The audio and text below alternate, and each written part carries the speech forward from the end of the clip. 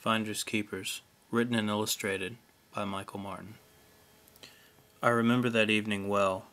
The cool November breeze cut right through my jeans and long-sleeve shirt as I walked down the gray concrete towards home.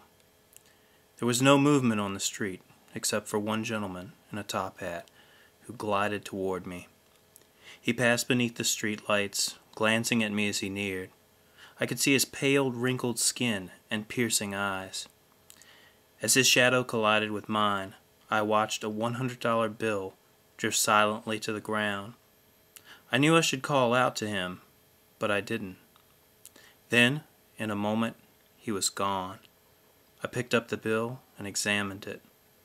It had one lone X in the far right corner. I glanced over my shoulder, shoved the bill into my pants pocket, and darted off down the street. When I arrived at my house, it was aglow, with light streaming through the windows. I bound up the steps and threw open the door, glad to be in the warmth once more. "Where have you been?" my mother asked. "Just out," I replied. I decided it was better not to tell her about the money that I had found. "Well, I'm glad you're home now," my mother said. "It's supposed to storm tonight, and I was worried about you." I scampered up the steps to my room and curled up on my bed. I reached into my pocket and pulled out the $100 bill. What could I get for you? I wondered, as I peered out the window. The sky was calm and clear. Storms, I chuckled to myself. Snap! Boom! I was awakened by a loud clap of thunder and the grumbling tremors of the bolt. I looked around, but it was completely dark. The power must be out, I thought. I still felt the crumpled bill in my hand, so I forced it into my pocket and tried to make my way to the door. The moment I jumped to the floor, my feet began to sink into a mire of mud. To my surprise, I realized I was no longer in my room. The lightning flashed and revealed that I was in the middle of a bog. Thick vines seemed to suffocate the deformed trees that reached out above me. I could smell rain in the air, so I decided to seek shelter in a cave just a few yards away. Branches rustled behind me. I looked back, saw nothing, and entered the cave. An instant later, the rains came, and I was grateful to be out of the storm. Just great, I muttered to myself. Where on earth am I? I stood watching the rain outside for a moment before I slid down the cave wall and sat on the cold, hard ground. Suddenly I heard that rustling sound again. Something had followed me into the cave. Leaves crunched behind me, and when I turned around, I was looking into the eyes of a giant snake. I jumped to my feet and was about to run when the snake began to speak. It hissed, "Give me what is mine." The snake looked intently at me and crept closer. When it was so near that it brushed my leg, panic ran through me, and I flailed my arms, knocking a stalactite from the ceiling. It fell on the snake, and I darted past the dazed creature. I ran and ran, never looking back. After running for quite some time, I was exhausted, and I collapsed on a clump of moss. Soon, I was asleep again. When I awoke, I was in the middle of a meadow. I rubbed my eyes, wiping the sleep from them. I wasn't dreaming. The meadow was filled with tall flowers. I stuffed my hands in my pockets, feeling the money once more. It seemed useless in this place. There was one lone house at the edge of the field, but it looked vacant. I drew closer to have a look. I peered through a window to see furniture and lots of dust, but no people. I couldn't resist turning the handle and going in. Once inside, I picked up a piece of paper with the words, "Every path leads to a new beginning," written on it. I stood there pondering the note for a moment. Then as I turned toward the door to leave, the floor gave way. I fell to the dusty ground far below. Light rushed in from the hole in the floor. I stood up and looked around, but all I could see was darkness. The light pooled around me, but it did not extend into the darkness. I walked forward with outstretched arms, feeling for a wall. "Follow me," a voice purred, and I obediently followed. My hands felt a wall and a switch. With a flick of the wrist, I flipped the switch, but no lights came on, and the mysterious voice fell silent. Suddenly there was a flicker, and then another, as row after row of fluorescent bulbs flooded the room with light.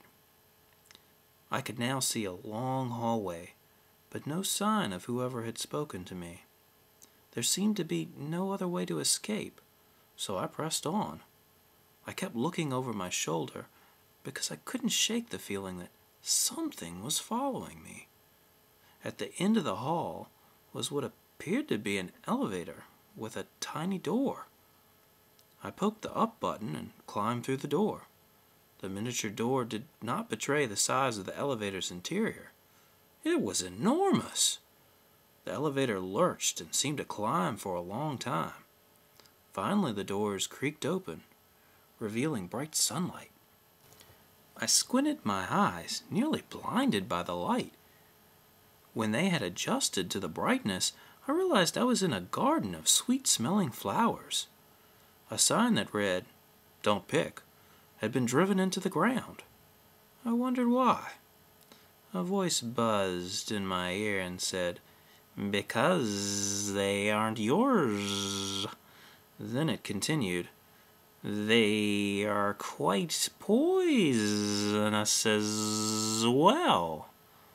I turned to find that the humming voice came from a little bee. He hovered before my face and then disappeared into the blue sky. I wanted to call after him to tell him that I was no thief. I wouldn't take someone else's prized flowers.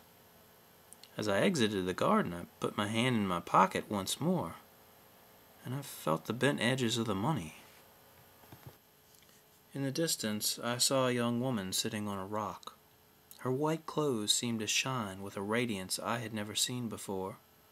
With caution, I moved closer. "I've been expecting you," she said as she looked up and caught my eye. "Really?" I replied. "Then maybe you can help me. I would like to know what's going on and where I am." The woman answered, "You've been trapped here by your own decisions. You chose to take something that wasn't yours, and now you're stuck here." "What?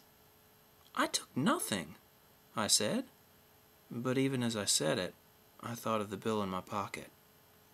She responded, "Until you can accept that what you did was wrong, the money you carry will always be a burden."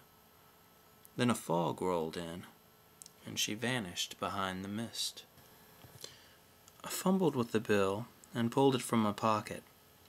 The young woman's words made me uneasy.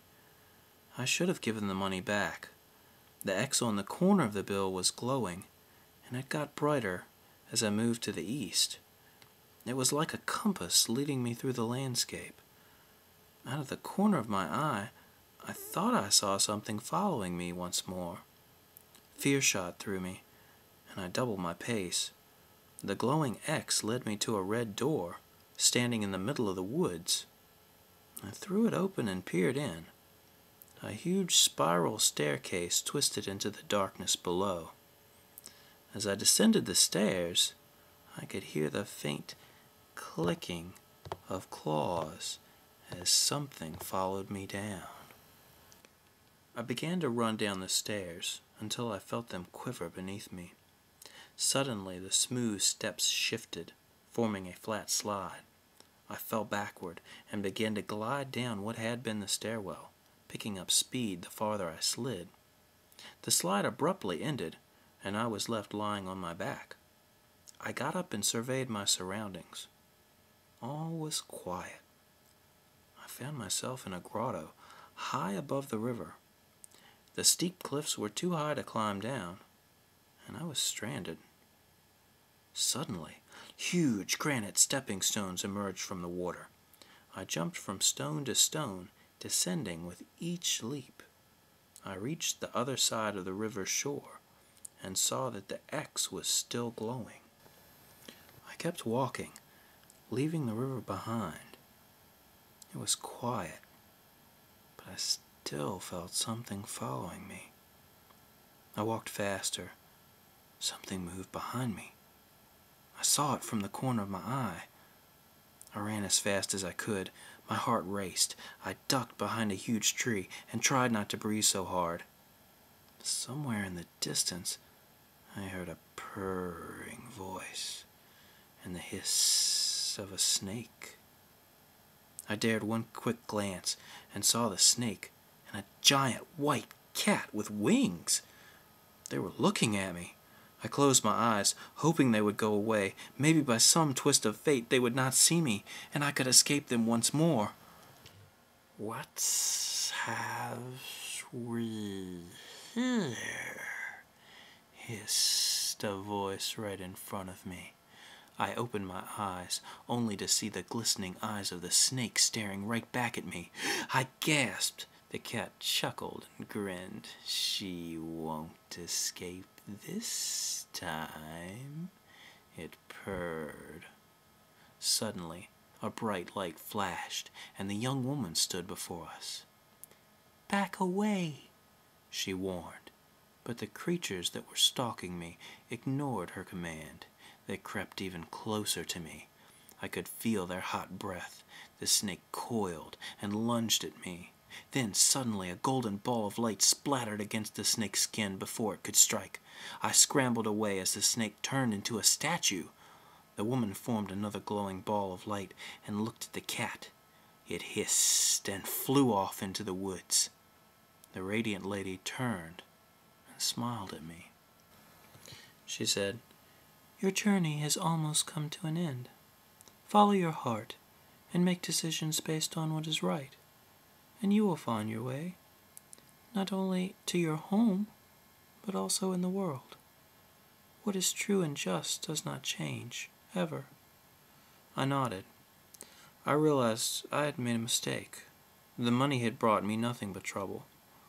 I decided then and there to take it to the lost and found, and try to make things right. She smiled as though she had read my mind, and vanished in a flash of light. A glowing portal hovered near the ground where she had stood.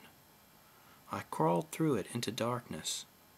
I saw a small doorway and scurried through, only to find myself in my own backyard. I turned around and realized I had just crawled out of my dog Buster's doghouse. I shook my head, bewildered. Buster looked as confused as I did. One thing I knew for sure, I was getting rid of that $100 bill. After a long talk with my mom, I walked down to the lost and found at the police station and placed the money on the counter. The man behind the counter smiled and said, "I just need to get your name and address. Then if no one claims this in 3 months, the money is yours." "Thanks," I said, "but I just want to return it. I don't want it back." As I turned to go, I could feel his piercing eyes following me. I shivered and scurried out the door, grateful the ordeal was over. That was years ago, but I still remember that peculiar man and his $100 bill as if it were yesterday. Sometimes the smallest choices have the biggest consequences. After all, finders aren't always keepers. Finders Keepers was written, illustrated, and performed by Michael Martin. The book was copyrighted in 2012 by Michael Martin. Performance was recorded and copyrighted 2015 by Michael Martin. All rights are reserved.